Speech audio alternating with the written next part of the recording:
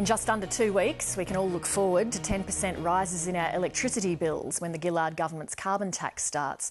2 states have announced power bill increases well beyond that.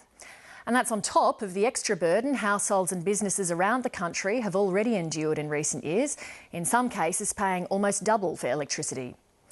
It's causing hardship for many people, especially those on low incomes.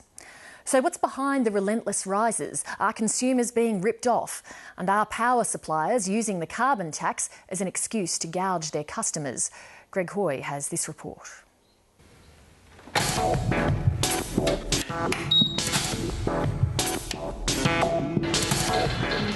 Thirst for power. Australia consumes 220 billion kilowatt hours of electricity a year, sustaining our way of life. Though highly regulated, even before the coming of the carbon price, the price of power has simply soared, adding a whole new meaning to the term power struggle. I just don't know how I'm going to manage. I now have the late effects of polio. I have to use a CPAP machine for my sleep apnea at night so that I can breathe while I sleep. When it comes to electricity, I just don't have any control over the amount that my electric bill is. Disability pensioner Anne Stratton has multiple sclerosis and is struggling to keep her power bill under $300 a quarter.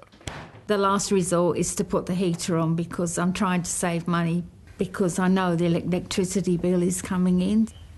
I go to bed early so the heater's not on for too long. How much have power prices risen in Australia, say, over the last 5 years? Over the last 5 years, increases would be of the order of 30%, typically around Australia. Others say in some states like New South Wales, the price hike has been far higher. From the 4 years from 2007 to 2011, the average household electricity price has risen by 80%. University of Sydney energy and regulation expert Dr Lynn Chester has been studying the social impact on 1.8 million Australian households with average weekly income of $550 or less to meet all expenses. Expenditure on food is being cut back so they can try and meet these high power bills. Parents are foregoing meals so that they can feed their children. And it's getting worse. The next 2 years, it's been projected that household prices will rise by a further 40-odd%. So, who's to blame?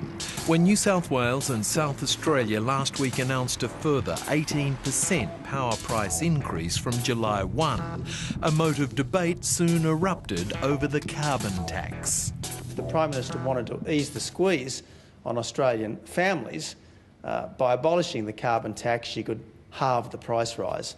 The carbon tax is actually a small element in a way when you put that 10% increase in perspective against an 80% increase in 4 years for New South Wales households. Indeed, the biggest cause of past power price rises and much of what is to come are the giant, though little known, transmission and distribution monopolies.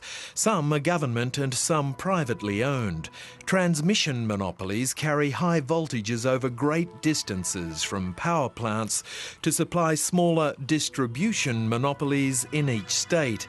These distributors then supply wholesale electricity to the retail companies we buy it from. Retailers account for just 10% or so of the electricity cost we pay. These power monopolies have been hiking prices, ostensibly to replace ageing infrastructure and increase supply. But their prices must be approved by the Australian Energy Regulator. We've challenged all of the proposals put in front of us. There are fundamental reasons for these increases in prices. Nevertheless, we consider that some of the increases have been more than necessary, but they have been allowed under the rules under which we operate. Consumer groups have accused the giant energy networks of price gouging or deliberately maximising their investment figures in order to hike prices and grow their revenues.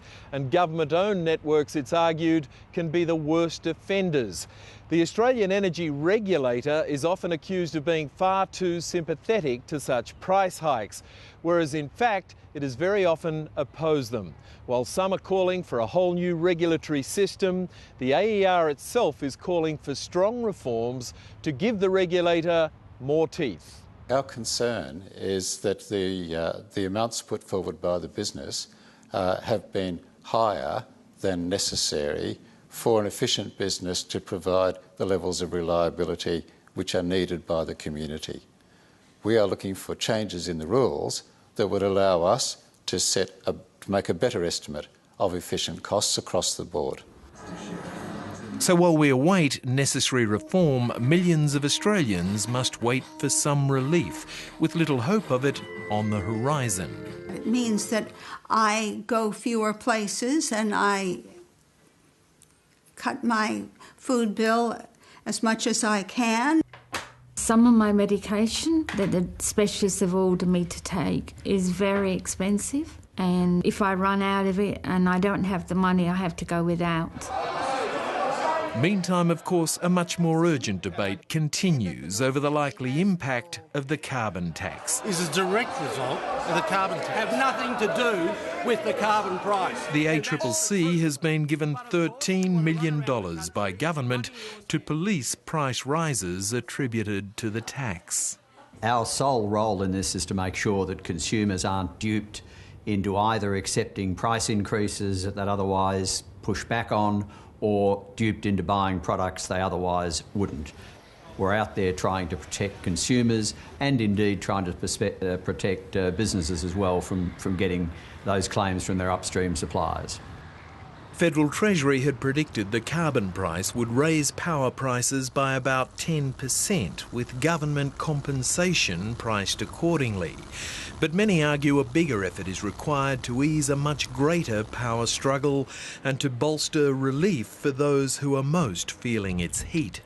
Electricity is core. It is critical to our standard of living, but its pricing is becoming incredibly unaffordable for more and more Australian households. Now, I've referred to the poorest Australian households, but there is emerging evidence that those on higher incomes, some that would be regarded as middle income, are also experiencing considerable stress.